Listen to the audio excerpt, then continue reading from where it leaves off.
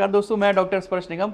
दोस्तों आज से कुछ टाइम पहले अपनी इंस्टा प्रोफाइल पे एक वीडियो डाली थी जिसमें मैंने कॉटरी मशीन का यूज़ किया। तो आप सभी के बहुत सारे मैसेजेस आए थे कि सर कौन सी कॉटरी मशीन आप यूज़ कर रहे हैं। मैंने जो केस किया था आप सभी को अगर याद होगा, उसमें मैंने एक जो पल्प पॉलिप था उसको हटाया था और फिर दांत की एक्सेस ओपनिंग करी थी मैंडिबुलर मूलर में।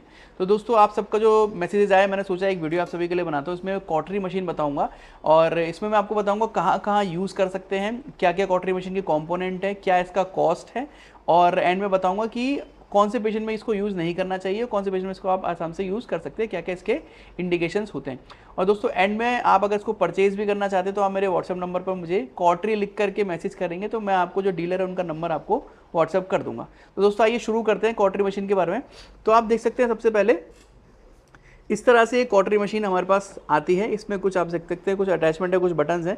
ये नॉर्मल इसका पावर का बटन है, ये फुट स्विच है। इसमें दो मोड हैं दोस्तों एक्टिव हैंडल के लिए, हाई और लो, और तीसरा आपका एंटीना प्लेट। उसके साथ में दोस्तों यहाँ पे दो हमें नॉब्स दिए गए हैं। पहला नॉब है इसमें जिसमें आप आपका मोड सेलेक्शन कर सकते हैं, cut plus coagulation, only cut या फुल हीमोस्टैटिक। और उसके बाद दोस्तों इसकी इंटेंसिटी जो पावर है उसको बढ़ाने के लिए आप इस प्रकार से इसको चेंज कर सकते हैं, जो भी आपको पावर आपको चाहिए। दोस्तों बाकी के जो कंपोनेंट है उसमें आप देख सकते हैं, सबसे पहले आप देखिए जो फुट स्विच है, ये इनका फुट स्विच है। इस प्रकार से फुट पेडल नीचे लग जाता है इसमें कनेक्ट होकर के।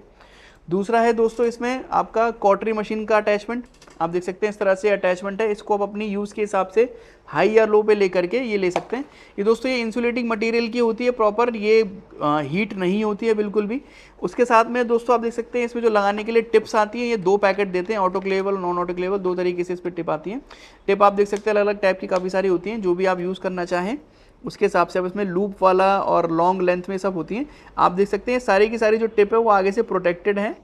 इसके आगे जो आपने इंसुलेशन दिया हुआ है वो कभी भी पेशेंट को बर्न नहीं करता। जिस एरिया पे आप कर सकते हैं उसी पे आप डायरेक्टली यूज़ आपको करना चाहिए।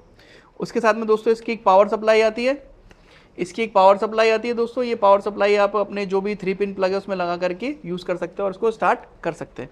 और लास्ट में दोस्तों जो उसका एक एंटीना प्लेट आता है, ये आप जब यूज़ करेंगे तो इसको इसमें लगा करके और पेशेंट को इसको ना हाथ रखने के लिए बोलेंगे या पैरों के नीचे भी आप रख सकते हैं। मैं मोस्टली पेशेंट को बोलता हूँ कि इसको अपने हाथों के नीचे पकड़ के ऐसे बैठ जाइए। तो दोस्तों ये जो कॉटरी मशीन है इसके यूजेस मैं कहाँ कहाँ कर रहा हूँ, आपने जो मेरा वीडियो देखा उसमें मैंने जिंजाइवल पॉलिप हटाया था, तो एक तो उसमें यूज़ कर सकते हैं। और आपका अगर आपको क्राउन लेंथनिंग करनी है, स्माइल डिज़ाइनिंग करनी है गम्स की, उसमें भी आप यूज़ कर सकते हैं। दोस्तों मैं बहुत सारे पेशेंट में मैंने इसको डीप मार्जिन एलिवेशन, यानी कि जो गम्स के नीचे अगर आपको कैविटी अगर हटानी है, मार्जिन एलिवेट करना, उसमें भी आप यूज़ कर सकते हैं। और दोस्तों मैंने कई केसेस में तो इम्प्लांट की अनकवरी में भी यूज़ किया है। यूजुअली मैं इसको सपोर्ट नहीं करूँगा क्योंकि दोस्तों क्या होता है, इम्प्लांट अनकवरी के टाइम पे जो हम गम्स को हटाते हैं अगर कॉटरी से, तो हीलिंग इतनी अच्छी नहीं होती है जो कि स्पेशली स्कैल्पल से होती है। तो मैंने इम्प्लांट अनकवरी में भी यूज़ किए हुए हैं ये कॉटरी मशीन को। तो दोस्तों अब इसको किस किस पेशेंट में यूज़ नहीं करना है सबसे पहले ये जानना जरूरी है। दोस्तों अगर आपके पेशेंट के कोई पेस मेकर लगा हुआ है या फिर आपको कोई आईसीडी डिवाइस लगा हुआ है, यानी कोई हार्ट में अगर कोई डिवाइस लगा हुआ है पेस बनाने के लिए, या कोई इलेक्ट्रिकल डिवाइस लगा हुआ है, सबसे पहले पेशेंट से हिस्ट्री ले लीजिए कि अगर वो कोई हार्ट पेशेंट तो नहीं है, अगर वो इनके इस प्रकार के डिवाइस तो नहीं लगे हुए। दूसरा दोस्तों अगर किसी पेशेंट को कोगुलेशन डिसऑर्डर है, यानी कि अगर हीमोफीलिया या और किसी तरह का विटामिन के डेफिशिएंसी वगैरह जिसकी वजह से उसकी ब्लड क्लॉटिंग में प्रॉब्लम होती है, इस तरह के पेशेंट में आप यूज़ मत कीजिए इस तरीके को। और कोई ऐसे पेशेंट दोस्तों जिसमें एनेस्थीसिया में कोई भी आपको डिस्कम्फर्ट लग रहा हो, पेशेंट में एनेस्थीसिया में प्रॉब्लम हो रही हो, उस पेशेंट में भी आप इसको यूज़ मत कीजिए। दोस्तों कॉटरी मशीन में काम करने में जो एक मेरे को एज अ क्लिनिशियन प्रॉब्लम आती है वो ये कि इसमें जब बर्न करते हैं टिश्यू को तो स्मेल बहुत आती है। तो मैं आपको ये रिकमेंड करूँगा कि जब भी आप इसको यूज़ करें एक सक्शन के साथ ही यूज़ करें, जिससे वो एयर को भी आसपास को सक कर सके और पेशेंट को अनकंफर्टेबल ना लगे। तो दोस्तों इसके बाद मैं आपको दिखाऊंगा एक वीडियो जिसमें मैंने जो अलग अलग प्रोसीजर किए हुए हैं वो सब वीडियोस आप देख सकते हैं कि जहाँ पर मैंने इस कॉटरी मशीन का डेंटल यूज़ जो भी किया हुआ है।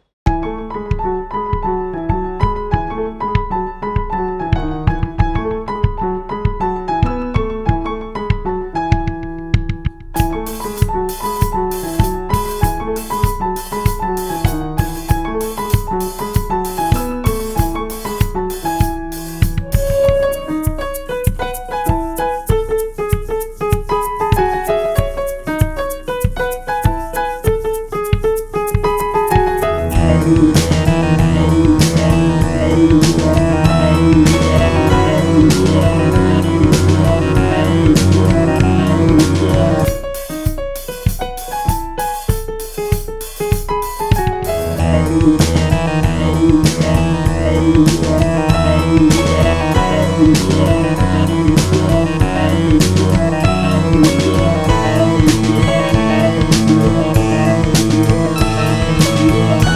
इसका प्राइस रहेगा 16 से 18,000 के बीच में। मैंने ये परचेज़ किया था आज से 2 या 3 साल पहले परचेज़ किया था, तब मेरे को ये अराउंड 17-18,000 के आसपास मिला था। और इसके जो टिप्स हैं, अगर आप दोबारा परचेज़ करते हैं तो 1000-1500 के बीच में आपको इसकी टिप्स मिल जाती हैं। अगर आप डीलर का नाम जानना चाहते हैं, कॉटरी परचेज़ करना चाहते हैं, तो मुझे मेरे इस व्हाट्सएप नंबर पर कॉटरी लिख के मैसेज कीजिए, मैं आपको डीलर का नंबर बताता हूँ। और कोई आपके माइंड में क्वेश्चन है तो आप मुझे मैसेज करके मेरे नंबर पर मुझसे पूछ सकते हैं। ऐसी हो जानकारी जुड़ी दोस्तों, बहुत बहुत धन्यवाद, नमस्कार।